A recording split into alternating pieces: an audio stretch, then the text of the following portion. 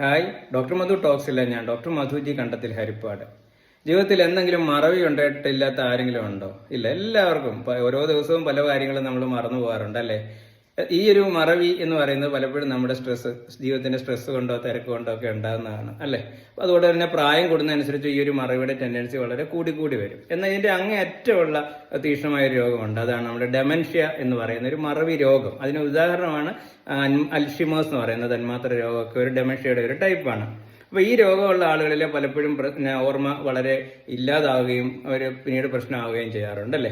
അപ്പൊ പലപ്പോഴും നമുക്കൊരു ഓർമ്മക്കുറവ് ഉണ്ടാകുമ്പോൾ ഈ ഓർമ്മക്കുറവ് ഈ തന്മാത്ര രോഗമാണോ ഡെമൻഷ്യ ആണോ എന്നൊരു സംശയം വരും, ടെൻഷനാകാൻ സാധ്യതയുണ്ട്. അതൊന്ന് ദൂരീകരിക്കാനാണ് ഞാൻ ഈ ടോക്കിൽ ശ്രമിക്കുന്നത്. ഓക്കെ, സാധാരണ ഒരു മറവി എന്ന് പറയുമ്പോൾ നമുക്ക് ടെൻഷനോ തിരക്കോ ഒക്കെ കൊണ്ടുണ്ടാകുന്നതാണ്. അതാണ് നമ്മളൊരു ഡോറ് ലോക്ക് ചെയ്യുന്നു, അവർ എന്തെങ്കിലുമൊക്കെ ചിന്തിച്ചുകൊണ്ടായിരിക്കും ഡോറ് ലോക്ക് ചെയ്യുകയോ മൊബൈൽ എവിടെങ്കിലും വെക്കുകയോ സ്പെക്സ് ഒക്കെ ഊരി വെക്കുകയോ ചെയ്യുന്നത്. പിന്നീട് അത് അന്വേഷിക്കുമ്പോൾ നമ്മളത് കാണണമെന്നില്ല. കാര്യം അന്നേരം മറ്റെന്തോ ചിന്തിച്ചുകൊണ്ടാണ് ചെയ്തത്. അതുകൊണ്ടാണ് ഒന്ന് ഉറക്കത്തിൽ നിന്നീറ്റ് വന്ന ഡോർ ഒന്നുകൂടെ ലോക്ക് ചെയ്തോ എന്നൊക്കെ ഒന്ന് നോക്കേണ്ടി വരുന്നത് അല്ലേ? ഇതൊരു സാധാരണ കാര്യമാണ്. ഇത് നമ്മൾ ശ്രദ്ധിച്ച് ചെയ്ത് കഴിഞ്ഞാൽ കുഴപ്പമില്ല. മറ്റൊന്നും ചിന്തിക്കാതെ ഓരോ കാര്യം അതിൻ്റെതായിട്ടുള്ള രീതിയിൽ ചിന്തിച്ച് ചെയ്യുകയാണെങ്കിൽ കുഴപ്പമൊന്നുമില്ല. അതുപോലെ താക്കോൽ എവിടെ വെക്കണം, സ്പെക്സ് നമ്മൾ ഊരിയ എവിടെ വെക്കണം, മൊബൈൽ പോക്കറ്റിലല്ലെങ്കിൽ എവിടെ കൊണ്ടുവെക്കണം എന്ന് കൃത്യമായിട്ടൊരു സ്ഥലം കണ്ടുപിടിച്ച് സ്ഥിരമായിട്ട് ചെയ്യണം. ഈ ഒരു പ്രശ്നമില്ല.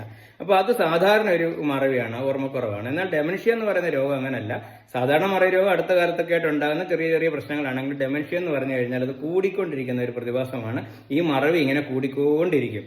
അവർക്ക് മറ്റൊരു കാര്യമുള്ളത്, മറന്ന കാര്യം ആരെങ്കിലും ഓർമ്മിപ്പിക്കാൻ ശ്രമിച്ച ഒരു ഹിന്റോ ക്ലൂവോ കൊടുത്തു കഴിഞ്ഞാൽ അവർക്ക് ഓർക്കാൻ പറ്റത്തില്ല. ഒരു പേരോ ഒരു സ്ഥലപ്പേരോ അല്ലെങ്കിൽ എന്തെങ്കിലും ഒരു കാര്യം, ഒരു സ്റ്റോറി അല്ലെങ്കിൽ നമ്മൾ മറന്നുപോയി കഴിഞ്ഞാൽ നമ്മളൊന്ന് ഓർമ്മിപ്പിച്ച് കഴിഞ്ഞാൽ പെട്ടെന്ന് നമുക്ക് ഓർക്കാൻ പറ്റും. കണ്ട ഒരു സിനിമയുടെ കഥയൊക്കെ ആരെങ്കിലും ഓർമ്മിപ്പിച്ചാൽ നമുക്ക് ഓർക്കാൻ പറ്റും. പക്ഷേ ഡെമൻഷ്യ ഉള്ള ആളുകളിൽ അവർക്ക് അത് ഓർത്തെടുക്കാനേ പറ്റത്തില്ല.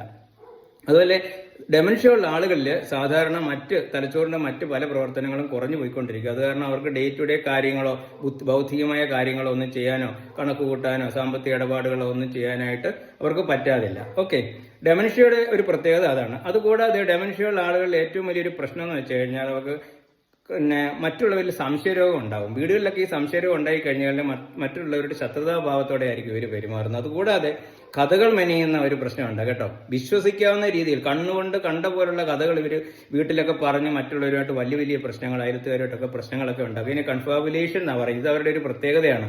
അവർ പറയുന്ന വിശ്വസിപ്പിക്കുന്ന രീതിയിലായിരിക്കും അവർ കഥകളൊക്കെ പറയുന്നത്. അപ്പൊ ഇതൊക്കെ ഏതായാലും എങ്ങനെയാണ് നമുക്കൊരിച്ചിരി ഓർമ്മക്കുറവ് ഉണ്ടെങ്കിൽ അത് ഡെമൻഷ്യ ആണോ ഇല്ലെന്ന് അറിയുന്നത്? നമുക്ക് ഓർമ്മക്കുറവ് ഉണ്ടെന്ന് നമുക്ക് തന്നെ ബോധ്യം ഉണ്ടെങ്കിൽ അത് ഡെമൻഷ്യ അല്ല. നമുക്ക് ഓർമ്മക്കുറവുണ്ടെന്ന് നമുക്ക് ബോധ്യമില്ലായിരിക്കുകയും മറ്റാരെങ്കിലുമാണ് ഇത് കണ്ടുപിടിക്കുകയും ചെയ്യുന്നതെങ്കിൽ അത് നമുക്ക് ഡെമൻഷ്യയാണ്. ഇപ്പൊ തന്നെ ചെക്ക് ചെയ്തോളൂ നിങ്ങളുടെ ഓർമ്മ ശരിയോ തെറ്റോ എന്ന്. ഞാൻ ഡോക്ടർ മധുജി കണ്ടെത്തും.